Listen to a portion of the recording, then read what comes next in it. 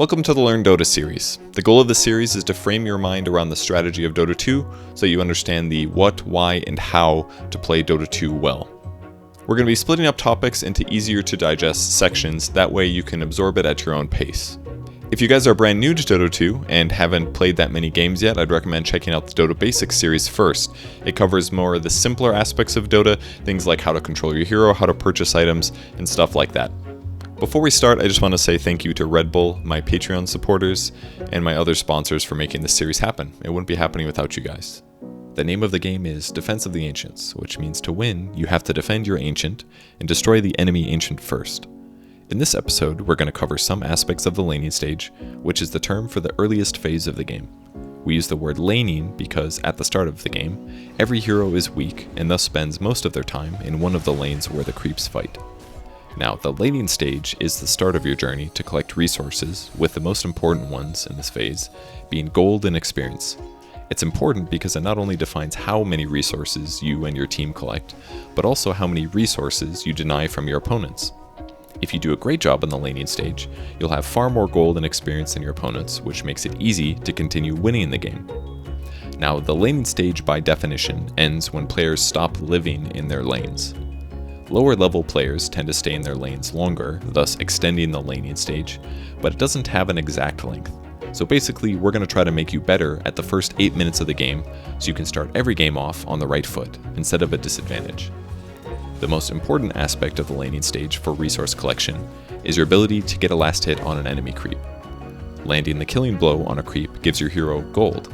If you do not get the last hit, you don't get the gold. If an allied creep gets the last hit, you don't get the gold. If you don't care about gold, at least care about this sound that accompanies a last hit. That's great, isn't it? How do you ensure you get more last hits? The easiest way is to be better at timing when you attack a creep. Lane creeps attack each other at a consistent speed and deal a consistent amount of damage, but they sometimes attack at different patterns. Because these patterns change in each set of waves meeting, you'll have to closely watch how fast a creep is dying and attack at the right time so that you land the killing blow. If there are more creeps in the wave, last hitting is harder since there's more damage being done, and thus a smaller window for you to last hit.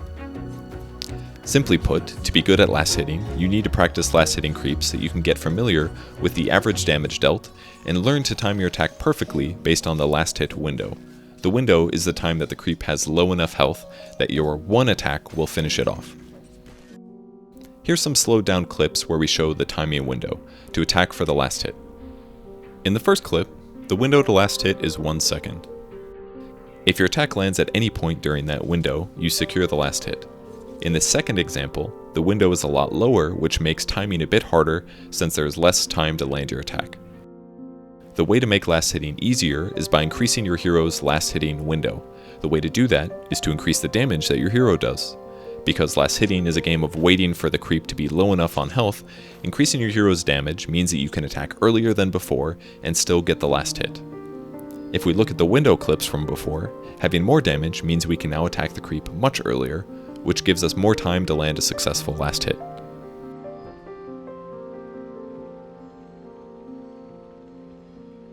The easiest way to increase your damage during the laning stage is to spend some of your starting gold on items that increase your damage. You could purchase stat items for a damage boost, or if you're a melee hero, buy the item Quelling Blade, which increases your damage against creeps. The other benefit to enemy creeps dying near you is that they grant experience to any enemies nearby. Gaining enough experience levels up your hero, which makes you stronger and lets you spend skill points to make your skills better. Creeps do not need to be last hit to gain their experience, but you do need to be relatively nearby. Experience range in Dota 2 is pretty huge, so being anywhere near the creep wave will slowly level you up. So laning stage sounds pretty easy, right? Buy some damage, get some last hits, let the creeps kill each other. Well, it all changes in Dota 2 because of denies. A deny is when you last hit an allied creep and create this exclamation mark. You won't gain gold from a deny, but it prevents an enemy in your lane the opportunity to last hit that creep. Denied creeps also grant less experience when killed, so denying creeps will give you both a gold and experience advantage against your opponent in lane. That's why last hitting is so important to the course of the game, and why increasing your last hitting window with damage sets you on the right path. If you have better timing than your enemy and more damage, you should be able to last hit almost every creep and deny almost every creep. If you spend the gold from these creeps on even more damage, it becomes even easier to outlast hit your opponent and win the laning stage of the game. You're going to have more levels and far more items than them, which gives you more advantages going into the mid game. The easiest way to increase your skill level in Dota is to practice last hitting, like by using the last hit trainer under the Learn tab, and remembering to purchase damage increasers for the laning stage if you're going to be hitting creeps. There are many other ways to gain gold in Dota 2, and the simplest one every game is last hitting. Let's cover the other important one, killing enemy heroes. I hope at this point that you're addicted to the idea of getting every last hit, but sometimes that's going to be put on the back burner while you in-game murder your opponents because they can also be last hit. If you last hit an enemy hero, you get the biggest chunk of gold, but any nearby allies also get some too.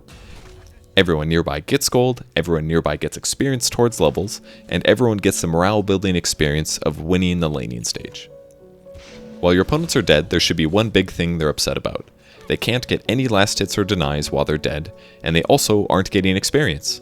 Plus, they made it worse by giving a gold boost to the enemy team. The best way to avoid death is to keep your health full to make it harder for your opponents to kill you. They will eventually try, and having more health means that you have more time to attempt escape, or maybe even to just kill them first. To keep your health points full throughout the laning stage, you'll need regeneration items, and there are a bunch of options that you can spend some of your starting gold on. Tangos work best to slowly keep your health full when you're only missing some of your health. You'll use a healing salve to heal a huge amount of missing health, only outside of combat with enemy heroes of course. Bottle can be used to refill both your health and mana during the laning stage, and be refilled with runes, or the fountain. You can even fit in some trickle regeneration items like mango, or carry clarity potions to lane with you for refilling mana over time. Usually you're going to want to start with 1 to 2 sets of regen when beginning the laning stage. You might need to buy more later on, or maybe even feel that you bought too much. You can adjust as needed, but you should get at least 1 set. If you get harassed in the lane to low health and simply have no more regen items left, it's usually best to just walk back to the fountain to heal. I know I said get obsessed with last hitting, and walking all the way back to fountain is time spent not last hitting, but standing near creeps, watching them get denied because you're too low health to even get close is just punishing yourself. Do the walk of shame back to your fountain, use a teleport scroll to head back to your lane, and get back to doing what you love, collecting gold and winning the laning stage. Now that you understand the overall concept of laning, let's cover some of the tricks you can use to get more last hits and denies. When a creep approaches the last hit window but isn't there yet, I call it a 2-hit creep. That means it'll take 2 hero attacks to get the last hit. The player that attacks too early will put the creep into the last hit window, which leaves the other player an easy last hit before the premature player can attack a second time. However, once you understand this concept, a 2-hit creep becomes a mind game due to animation canceling. Every hero has a different animation they must complete to throw their attack. Some heroes have slow animations, and others fast. If your hero is in the middle of an attack animation, but hasn't completed it yet, they can cancel the animation using the stop key, often bound to the S key on your keyboard. Knowing that you can cancel your attack animation means that you'll be making it harder for your opponent to predict when you're actually attacking. This is important for 2-hit creeps because starting and canceling your animation late may lead to an opponent attacking as well, expecting an easy last hit.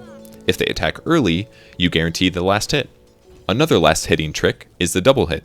Because 2-hit creeps are normally left alone until dropped to last hitting range, you can wait for your opponent to be distracted and attack a 2-hit creep twice in a row. This works best when they walk away from the creep wave to use a tango, or against a ranged hero who has a delayed projectile. In fact, that's one of the benefits that melee heroes have over ranged in the laning stage. When ranged heroes complete their attack animations, it releases a projectile that then travels towards the target.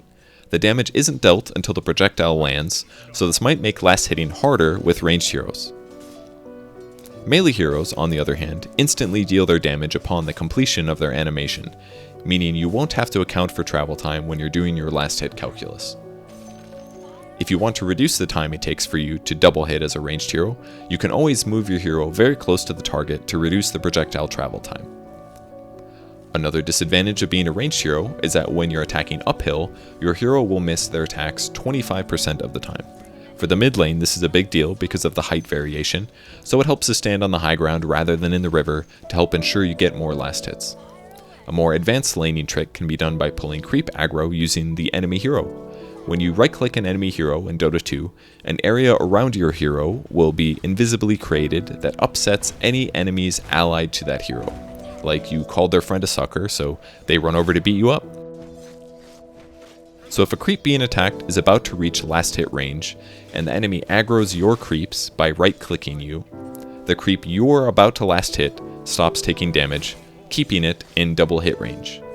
If you don't anticipate someone pulling aggro like this, you'll probably attack the double hit creep, missing your last hit. You can use creep aggroing like this in other ways too. You can pull creeps closer to your tower where it's a bit safer to get last hits. Just walk close to the creep wave, right-click the enemy hero, and walk towards your tower. Just be aware that if you're close to creeps and attacking an enemy hero, that the same aggro will happen and the creeps will fight you. Creeps deal weak damage compared to heroes and towers, but if you make a habit of trying to attack an enemy when you're close to creeps, you'll run out of regen much faster. Another last hit trick is to make sure that there's at least 2 last hits occurring at the same time. Your hero can't attack both at the same time, right? You can set this up by attacking a creep until its expected death lines up with another. This forces your opponent to choose which to go for, and usually both players will go for their own last hit, so everybody wins here. If you want to get advantage in this situation, you can instead attack to deny the creep, and then use the spell to ensure your last hit. Then you win twice and they feel bad. Using a spell to get a last hit you wouldn't otherwise get is often worth it, but it can be pushed further. You could attack to deny the creep, use your spell to last hit the creep, but aim it so that it also damages the enemy hero, costing them regen. In that way your spell accomplishes 2 things, and your mana is better spent. But wait, there's more! You could even attack another creep ahead of time to ensure your AoE spell nets you 2 last hits and enemy harassment. Small benefits like this make a huge difference because your mana pool is limited. Playing Dota 2 well is accomplished through actions like these, amassing small benefits into something actionable. Just be careful when using spells for last hits that you don't inadvertently hurt your laning stage. If you use a spell to get a last hit on one creep, but it lowers the health of range creeps into deny range, then it sets up easy denies for your opponent. Instead, you could attack each range creep one time in preparation. Then when you use your spell, you'll get more guaranteed last hits and no opportunity of denies. In that way, careful mana usage is extremely important. Denying better than your opponent could lead to you hitting level 6 earlier and having your ultimate available before they do. However, if you used too many spells earlier on and didn't bring mana regeneration, then an opportunity to secure a kill could go by. That's why it's important to use your spells when it's gonna matter. You'll get more used to instantly recognizing which circumstances demand mana usage as you play more games. But always keep in mind that you want to maximize the benefit you get from everything that you do in a game of Dota 2. So before we close out this episode, let's go over some good ways to keep your mana pool close to full so you can win your lane with ease. The best way to keep your mana full is by purchasing Clarity Potions. Clarities are consumed after you use them, and they cost 50 gold, but they provide a huge amount of mana pool over time. If that gold saves you time from walking all the way back to the fountain, it's surely worth the money to fly 1 or 2 out with the other items you buy. Just don't take enemy player damage while the clarity is active, and it can die from old age. Another consumable that has decent mana regen in the laning stage is Infused Raindrops. It's a passive trickle of mana, but combining it with something like Ring of Basilius can end up fulfilling your mana needs slowly over time. If your hero casts a lot of spells or has a low mana pool, Arcane Boots are a great purchase for their occasional mana refill to you and nearby allies. If you'd rather not buy Arcanes, you can buy Soul Ring, which trades a small chunk of health for temporary mana. Remember, all of these items require gold to purchase, but purchasing items that fuel your mana pool will give you more mana to kill creeps, which generates more gold. And boy, do we love last hitting. And that's it for episode 1 of the Learn Dota series. In episode 2, we'll talk about other aspects of the tug of war going on and ways to pull it into your favor. Thanks for watching.